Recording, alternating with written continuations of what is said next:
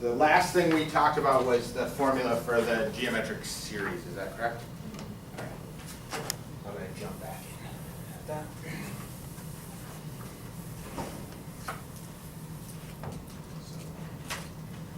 Let's see.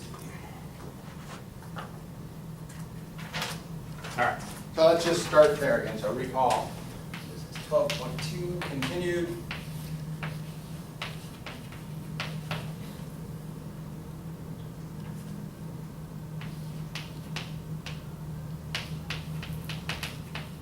All right, so the formula for a geometric series. And again, be careful, because if it's given to you in some notation, or it's given to you in the sort of long version, you want to make sure you understand what the A and what the R is. So the A is whatever that first term is, right? And then the R is whatever you're jumping up by each time. Okay? So when we're going to use the sum formula that I'm about to write down again, we got to make sure we're in exactly that form. We're not just seeing some A out front and thinking we have this power being boosted. And so remember, we said this converges. So I'm just going to write it in a short form, right? To A over 1 minus R if the absolute value of R is less than 1, right? And then it diverges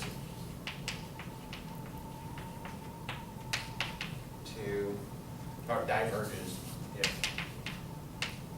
the absolute value of R is greater than or equal to 1, right? So this formula only makes sense if you have R's smaller than 1. And so let's just compute some sums here.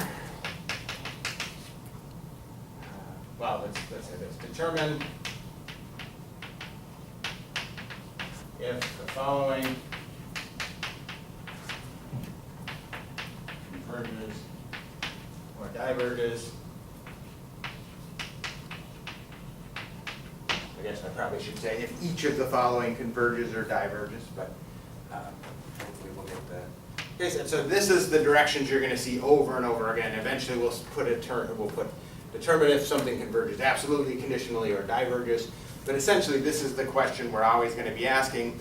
And in this section we ask one extra thing, which is if it converges, find the sum. Converges, find its sum.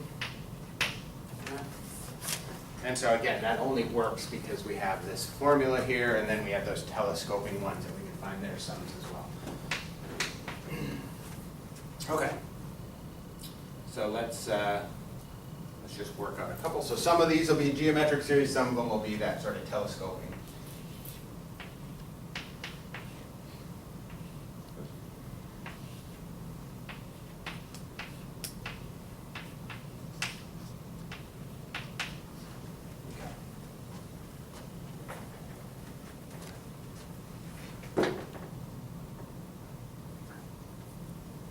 Okay, so what we want to do first is see something, determine if it's a geometric series, telescoping series, something else. Anytime you're asked to find the sum, you're really looking at geometric series or these telescoping guys. So in this case, is this a geometric series? Yeah, and it's exactly in the form that we wanted it, right? It's number, the A is 5 and the R is 2/3. And so all I want you to do when you see one of these is say it's a geometric series with A equal to 5 and R equal to 2/3. And so does it converge or diverge? Converge. Converges because this 2/3 is less than 1, right? Okay. So converges since 2/3 is less than 1. I'll put absolute values around it, but if it's positive, just want it to be less than 1. So it converges since that's true. And the sum is, and I'll just write it out. So we want to write it like this. The sum from 0 to infinity of 5, 2/3 to the n minus 1 equals, so what's the formula? A over 1 minus R. 1 minus r, so that's 5 divided by 1 minus 2/3. And so that's what, 1/3 in the bottom? 15. Okay. And that's it. All right? So for the exam, if we get a question like this, that's all we have to show. Right, so you just need to notice that it's a geometric series. I'd like you to tell me what the A and the R are Okay. in that case, and then once you've, figured out what those are, then you can just determine if it converges or not, and then if it does converge, you just use that formula. Okay. So let's try a couple more where things get just tweaked a tiny bit. I'm going to sum from 1 to infinity, -1 to the n times 3 over 2 to the n.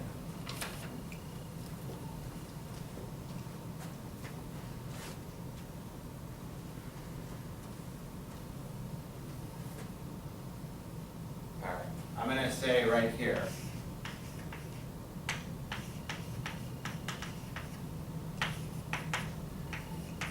this is a geometric series. What's A, what's R? Is 3 or is -1.5? Okay, almost. So let's look at, so this is perfect. R is going to be -1/2, that's fine. The A isn't 3 though. What's the A? It's the first term that comes out. What's this series? If you plug in 1, what do you get? -3/2. -3/2. That's your A. Does that make sense? And then it'll be, let's just work our way out. The next one will switch to plus now, right? What's your next term going to be? So n is going to be 2, so plus 3 over 4. And then it'll be minus. The 3 is just going to sit there, right? And you'll just keep doubling that. So you see, if it alternates, your r is going to be negative, right? That'll give you that negative, and then you just are doing powers of 2, so you know you're just bumping up by a power of 2. So there's your 1/2 for your r. But like I said, just be careful about what that a is. Does that make sense? Okay. And so, convergent or divergent? Converges.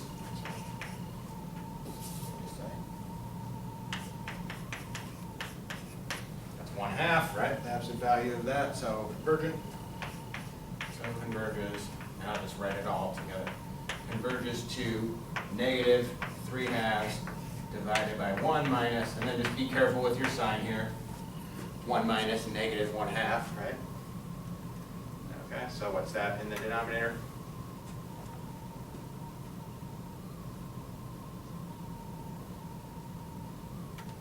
One plus 1/2, right? So what's that? 5/2. No, went too far. 2/2 plus 1/2, right? So just 3/2. Oh, okay. Is that okay? Yeah.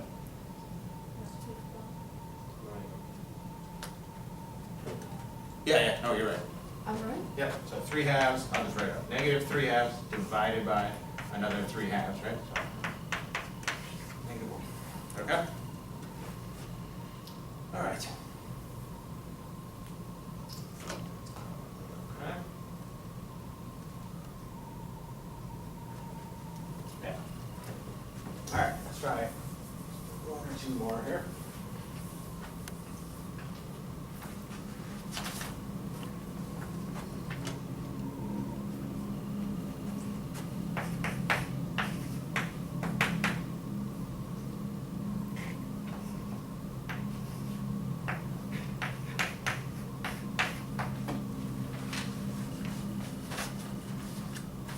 Okay, this one you could probably get away without listing the A and the A and the R. I guess you sort of need the R. And we're gonna have another way to do this in a minute. That's even easier, but let's just look at this guy. So is this is also a geometric series.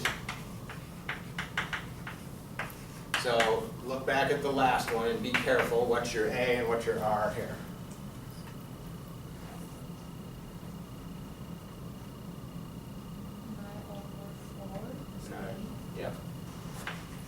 9/4 is your A, right? Again, when you plug in 2, you get that squared, so 9/4, right? Then when n is 3, you're just gonna bump each power up by 1, so it'll be minus 27/8, right? And so on. So your n is, or your a is that 3/4, and your r is just the negative 3/2. That's usually easier just to grab the r. And so in this case, if you recognize it's a geometric series, you don't really need to know what the a is, because your r is negative 3/2. What's true about that? Its absolute value is larger than 1, and so this thing diverges. Does that make sense? So let's write it this way. So the series diverges. And that's all you're going to do there. Okay? All right. And let's try one more. This is going to be, well, actually, I'll do 2 more. These will be examples that are telescoping, but I'm just going to write them in this sort of telescope form already without having you split it up. We'll do more later on this week. So let's say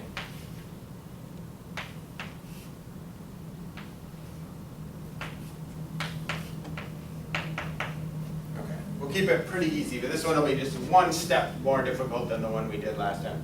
So 1, so it's the sum of 1 over n minus 1 over n plus 2.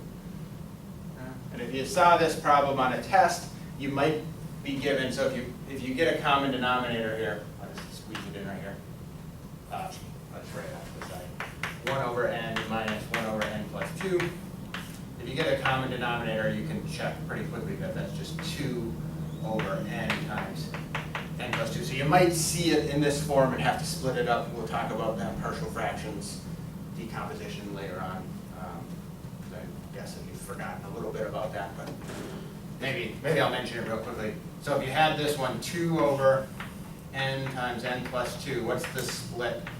The partial fraction split, you make it a over n plus b over n plus 2. Does that look familiar? Yeah.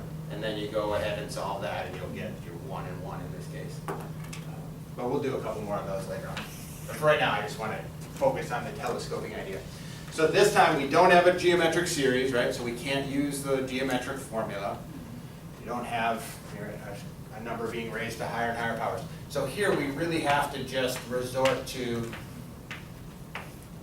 looking at our partial sums. So what do we get when we plug 1 in? 2/3. And so 2/3, let's just write it out in this form, the 1 minus 1/3, right? So 1 minus 1/3. And I'm just going to leave these split up like that. Okay, what happens when I plug in 2? I get 1 minus 1/3 for 1, right? And then plus 1/2 minus 1/4. Is that okay? So notice this is very similar to the one we did last time, but nothing cancels yet, right? But now you'll see on the next stage, stuff will start to cancel out. So now it's 1 minus 1/3. Right? These always will stay the same, these first terms. And the third term will be 1/3 minus 1/5. Good. And so now notice that 1/3 cancels, right? Everything else sticks around. Try the next couple terms. So do S4, S5, and then if you can, this would be what you really need to come up with is a nice formula for Sn, as n gets bigger.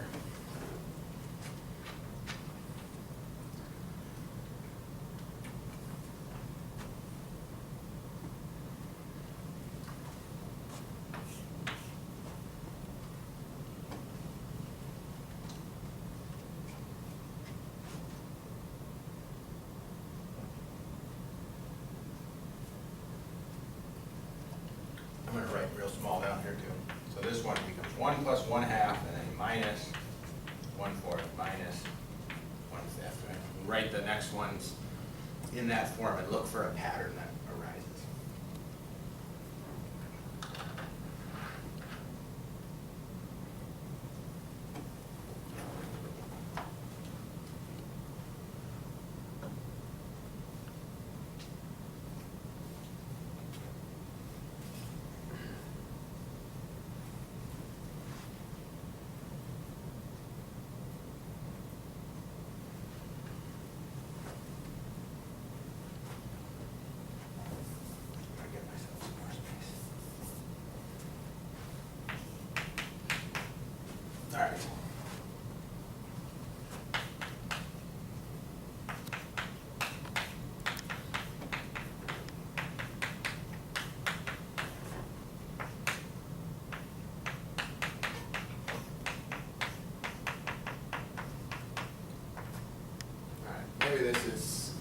maybe this will be enough.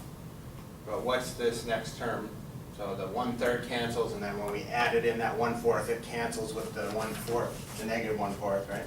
So this guy's gone with this guy's gone with that, until we have 1 plus 1/2 minus 1/5 minus 1/6. And maybe this is enough to figure it out.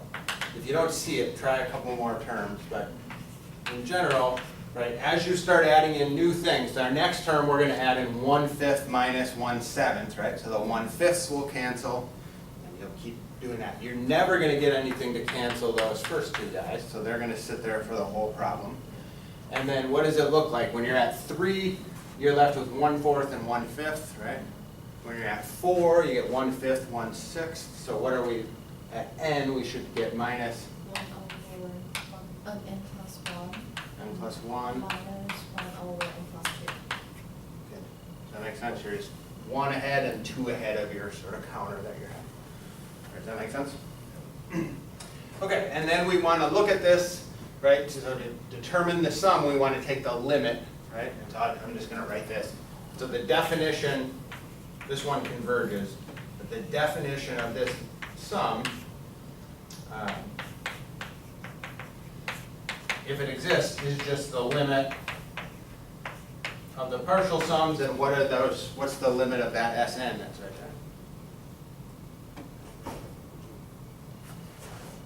1 plus 1/2, that's going to sit there, right, when you take a limit. What's 1 over n plus 1 go to? 0. 1 over n plus 2, 0, so the whole thing just goes to this. You can leave it like that or write 3 halves. Either way is fine. Does that make sense? Okay.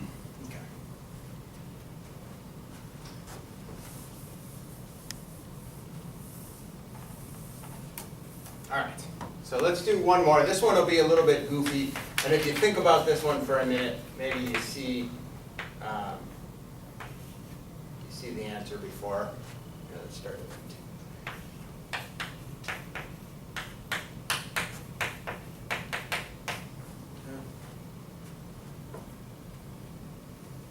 And so I'll get to, hopefully this one will demonstrate why you actually have to be pretty careful when you write out these S sub whatevers, okay? And so I'm going to kind of write some nonsense or the wrong way to do it off to the side here. But let's get started on the right way before we do anything else, okay? So again, this one's not a geometric series. It looks like, right, you got log of n plus 1. Looks like some cancellation might happen. So I'm just going to stick with my subscript being whatever the first thing is. So I'm going to call it S sub 2. The book might call it S sub 1. It doesn't really matter. The point is you just need some sequential thing that you're getting to. And so I'm going to say log of 2 minus log of 3. Does that make sense? And then S sub 3 will be my next one. So that's log of 2 minus log of 3, and then plus what? 3 minus Log of 3 minus log of 4.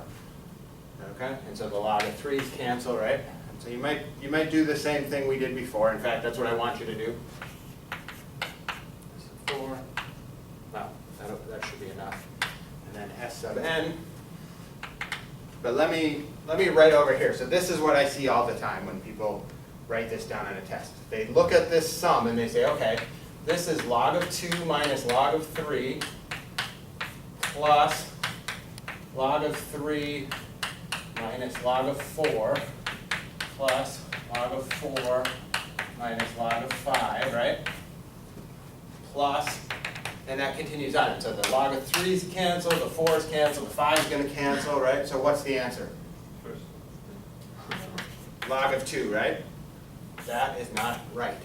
Okay, but that's what I see all the time, right? And it's a natural thing to try to do. It would have worked just fine with this one, right? If you pulled that move here, you would have got the right answer.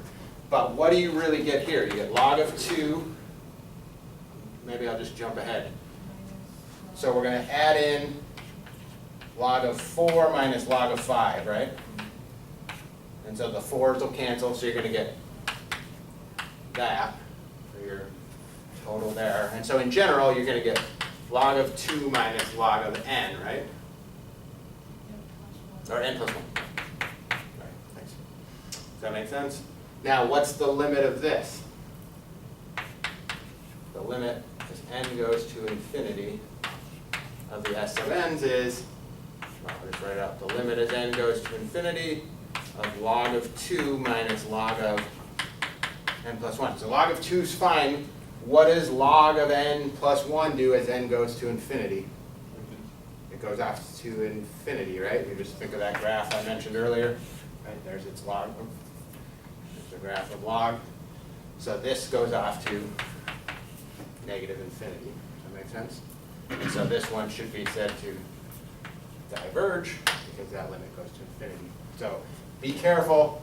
I always hesitate to write wrong stuff on the board because sometimes that sticks in your head as much as everything else. But just don't do this, right? You have to do it. That's why you have to do it with the partial sums like this so that you get a nice form. And we're not going to see a ton of these, but you got to be careful when they show up. Is there a way to be able to tell where you can, I guess, get away with the wrong method of using it? I mean, the wrong method is really wrong. It just, sometimes people go with it and it turns out to work out. Yeah. There's not really a way to tell. Well, I mean, you can tell, and we'll talk about that in the next section. I mean, basically here, or not the next section, basically 2 sections from now. But this is like 2 over n squared plus 2n, right? That's what this formula is. And so this is going to behave like, basically behave like something over n squared. Does that make sense? Yeah. And we'll know the sum of n squared converges. So eventually we're going to do some stuff like that. But if you're ever asked to actually find the sum, that's the only time where you have to use this method, where it says to find the sum. Oh, okay. Then you should use this. So on the test when you ask to just find the sum, we have to show our work. Yeah, it's either going to be a geometric series or one of these. Okay. If I just said determine if this converges or diverges, then you should use this idea. But otherwise, you really should show the partial sums. Okay. All right. Any other questions? Okay. So now we have probably our first major theorem here. And this is another place where we get a lot of people mistakenly thinking what this theorem says. It's something different than what you think. Theorem. This has all kinds of names. I think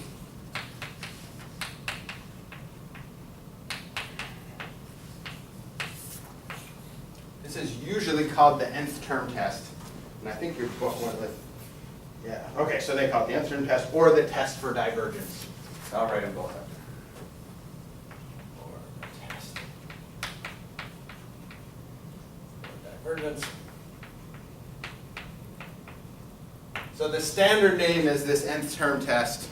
I think they decided to call it this test for divergence because that's really what it does. It only lets you conclude divergence. This test never lets you conclude that something converges. Okay, and so let me write it down like this. If, I'll write it this way. The limit as n goes to infinity of a sub n. So now I'm just talking about a sequence here, right? Not a series. So if the terms of this series, the a sub n's, does not go to 0, okay, then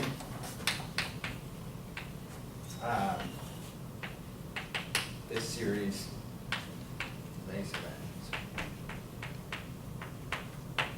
diverges. Make sense? At least the statement of it. And so in parentheses, let me write another version of it. So that is, okay, so whenever you have an if-then statement, you have an equivalent statement, which is if this is not true, then this is not true. It's called the contrapositive. If you've had any logic before, you've seen that. But sometimes that other version will be useful as well. So if this is not true, so what does it mean to be not true? That means that converges, right? So that is if, and I'm going to use shorthand here. I won't put the counter in. if the sum of a sub n converges, then this is not true. And so what does it mean to be not true? The limit not being 0 being not true means the limit is 0. That was an awkward way to say that, but you followed my poor logic. Okay, does that make sense? So we're going to basically use this statement in both directions. Okay, so if something converges, you know the terms have to go to 0. If the terms don't go to 0, you know it diverges.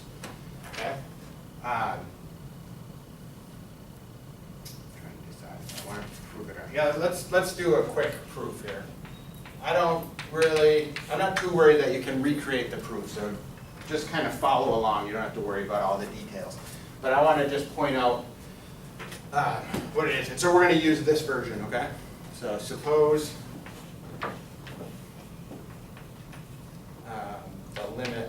suppose the sum of the a sub n's converges. Okay?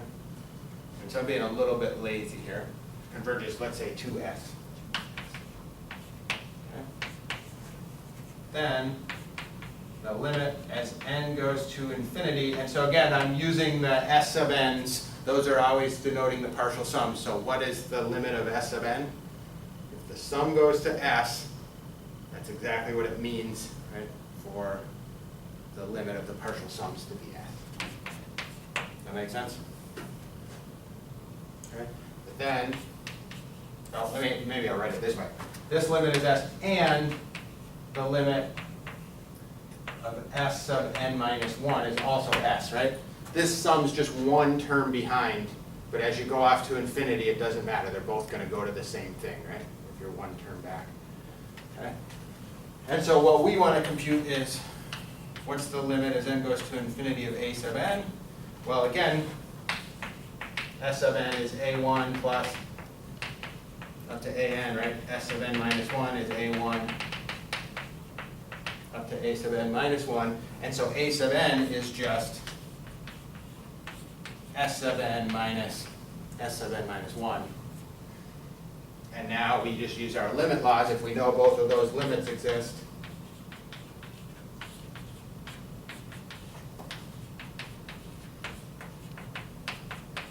and our s, we get that limit of 0. Does that make sense? So again, don't get bogged down by the proof. I know it's short, and that was kind of the point. Is it's a nice, easy thing to prove. I'm not really worried about you recreating this proof, but it's an important idea. Okay, so we really need to know that if the terms don't go to 0, the thing does not converge. So let's see how you apply this one time. So I'm just gonna write this out. Look at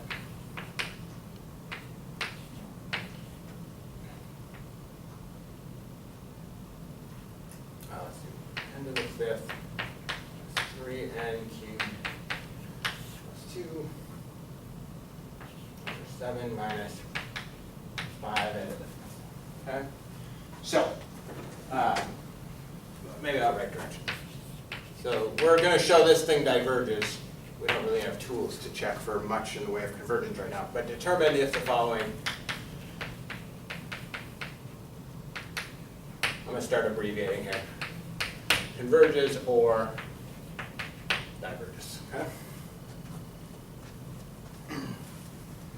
All right, and so this is our test, right?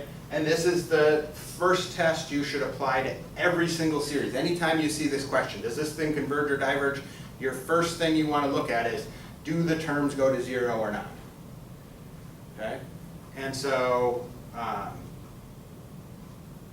so a lot of times you just do it in your head, but that's your first step. So step 1, check the limit, not of the series anymore, but just of the terms of the series.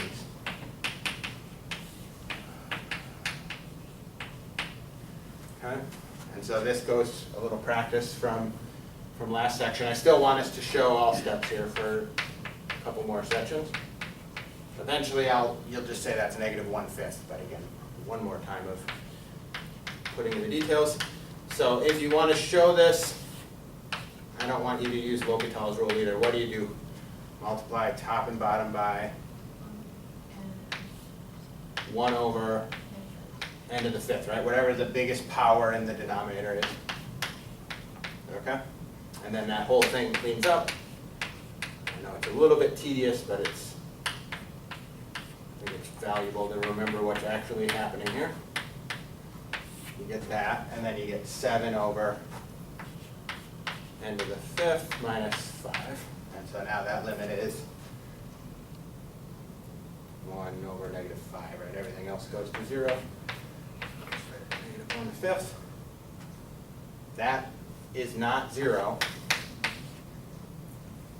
And so the series n to the 5th plus 3n cubed plus 2 over 7 minus 5n to the 5th diverges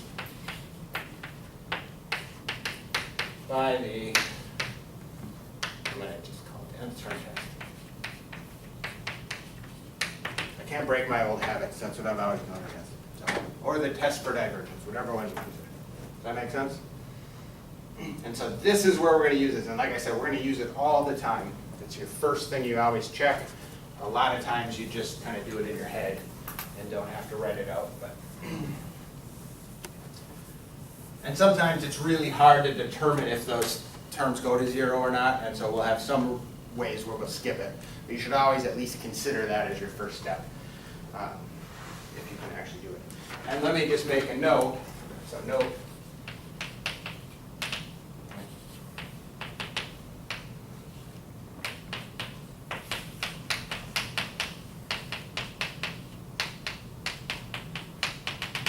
So does this series converge or diverge?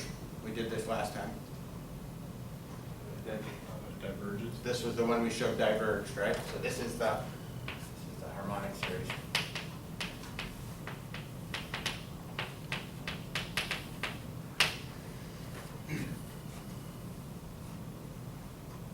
I had a professor in grad school. No matter how sick or tired you are, if somebody asks you what does the harmonic series do, you should be able to shout out that it diverges. So remember that. This always diverges. So the harmonic series diverges, but notice what's true about its value. But the limit as n goes to infinity of 1 over n is 0, right? So the terms going to 0 does not mean it converges. The terms not going to 0 means it diverges. Does that make sense? So that's kind of our cutoff. When the terms go to 0, that's when we have to think about, well, does this thing actually converge or not? If they don't go to 0, you're done. Life is easy. All right. Let me just call these some rules here. So suppose that, this is another theorem, but I'll just leave it like this. Suppose that these two series both converge. And let me just be careful here. I'm going to assume they start at the same point, okay? So we both start at 1. They could start at anything, but as long as it's the same value. Then, okay.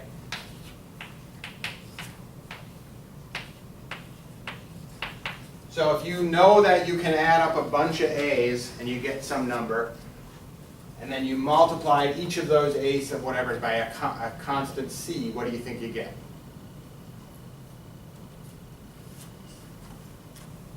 So, Is it just C continuing?